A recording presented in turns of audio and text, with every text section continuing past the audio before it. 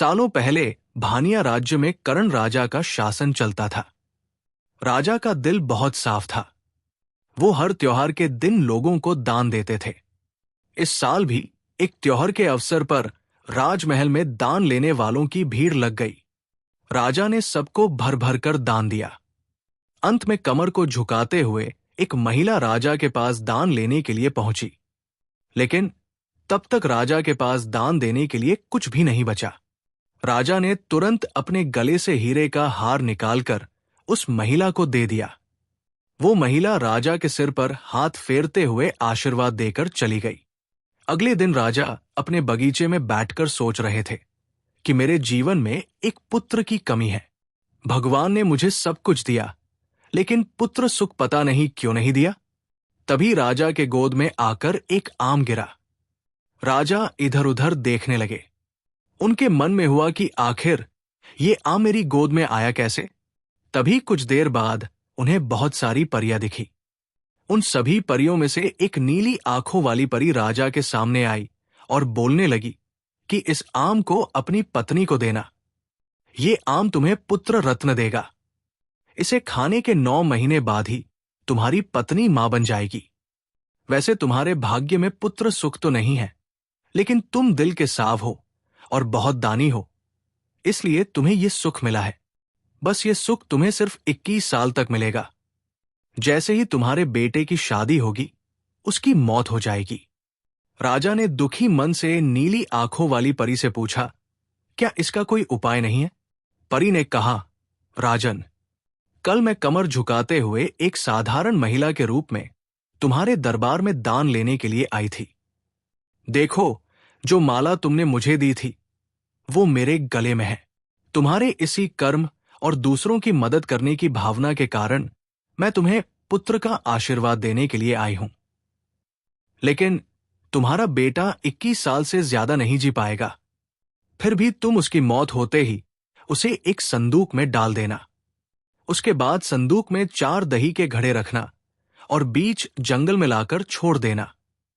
इतना कहकर नीली आंखों वाली परी वहां से ओझल हो गई। राजा ने महल जाकर सारी बात अपनी पत्नी मैत्री को बता दी और उसे आम खाने के लिए दिया।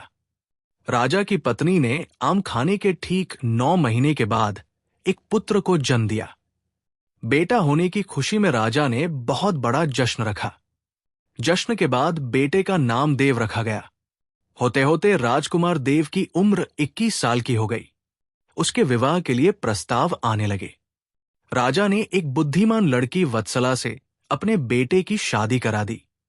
शादी के कुछ ही दिनों के बाद नीली आंखों वाली परी की बात सच हो गई और राजा का बेटा देव मर गया। राजा और रानी नीली आंखों वाली परी की बात भूल गए थे। जब देव के अंतिम संस्कार के लिए राजा लोगों के साथ श्मशान की ओर बढ़ने लगे, तो राजा को परी की बात याद आ गई। तुरंत राजा ने सबको एक बड़ा सा संदूक और 4 दही के घड़े लाने के लिए कहा। संदूक आते ही राजा ने भारी मन से अपने बेटे को उसमें डाला और दही के 4 घड़े भी रख दिए। उसके बाद राजा ने अपने सैनिकों की मदद से उस घड़े को घने जंगल के बीच में रख दिया। वहां से लौटने के बाद राजा का मन किसी काम में नहीं लगा। कुछ समय बाद देव की पत्नी अपने मायके चली गई। समय बीता और देव की मृत्यु को 1 साल हो गया। देव की पत्नी वत्सला के घर एक बूढ़ा आदमी खाना मांगने के लिए पहुंचा। उसने बड़े प्यार से उसे खाना खिलाया। खाना खाने के बाद उस भिखारी ने अपना हाथ धोने के लिए दूसरे हाथ की मुट्ठी खोली। तभी वत्सला ने उस मुट्ठी में अपने पति देव की सोने की चेन देखी।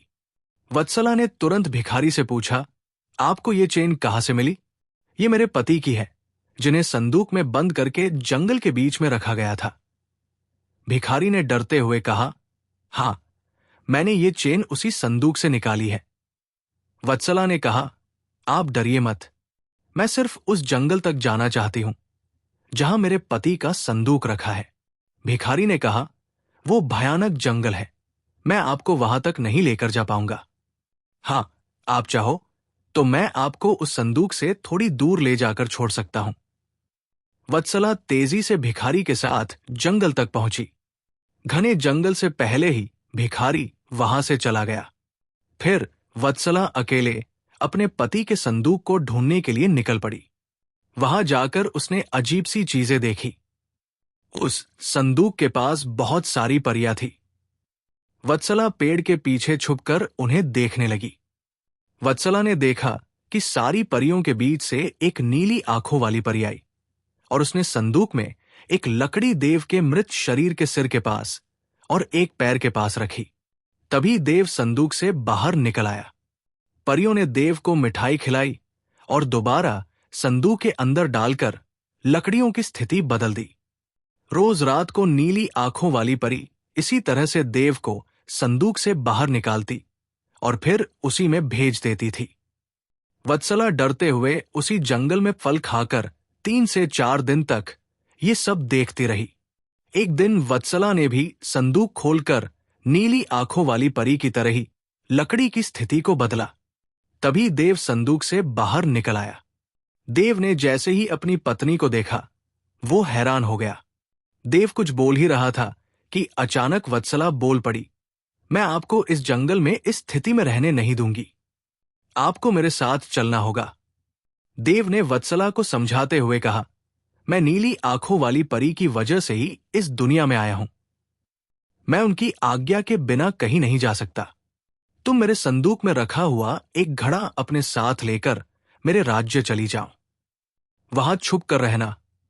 तुम्हें 9 महीने बाद एक पुत्र होगा, तब मैं तुमसे मिलने आऊंगा। अब तुम लकड़ी की स्थिति बदलकर मुझे पहले की तरह संदूक में जाने दो। वत्सला ने अपने पति के कहे अनुसार ही किया।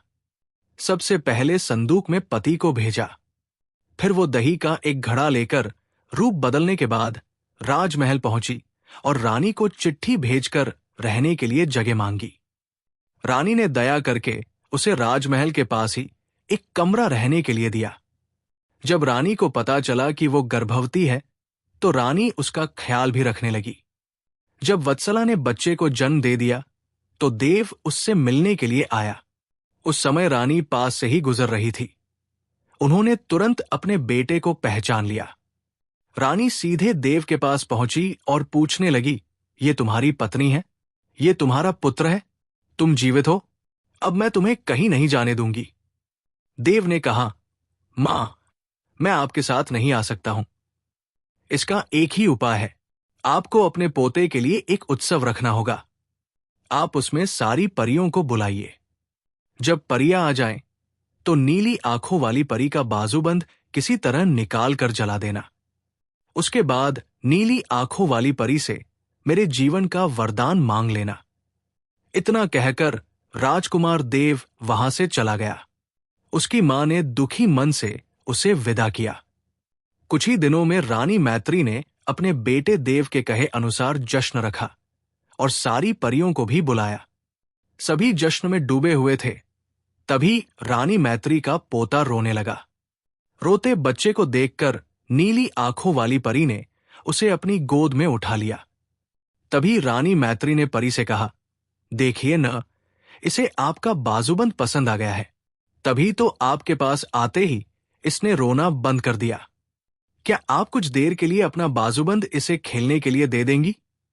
परी ने तुरंत अपना बाजूबंद उस बच्चे को दे दिया। रानी मैत्री को इसी मौके का इंतजार था।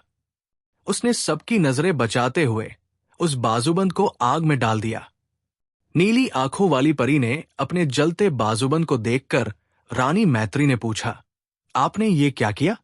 अब हम आपके बेटे देव को अपने पास उस जंगल में नहीं रख पाएंगे। ये सुनते ही रानी मैत्री ने रोते हुए परी से प्रार्थना की। उन्होंने कहा, आपकी कृपा से मुझे बेटा हुआ था। अब आपको ही कृपा करके मेरा बेटा लौटाना होगा। मैं आपसे अपने बेटे देव की भीख मांगती हूं। नीली आंखों वाली परी को मां का प्यार देखकर दया आ गई और उन्हें आशीर्वाद दे दिया। परी के आशीर्वाद से राजकुमार देव संदूक से निकलकर घर लौट आया। राजकुमार अपने परिवार के साथ खुशी खुशी रहने लगा।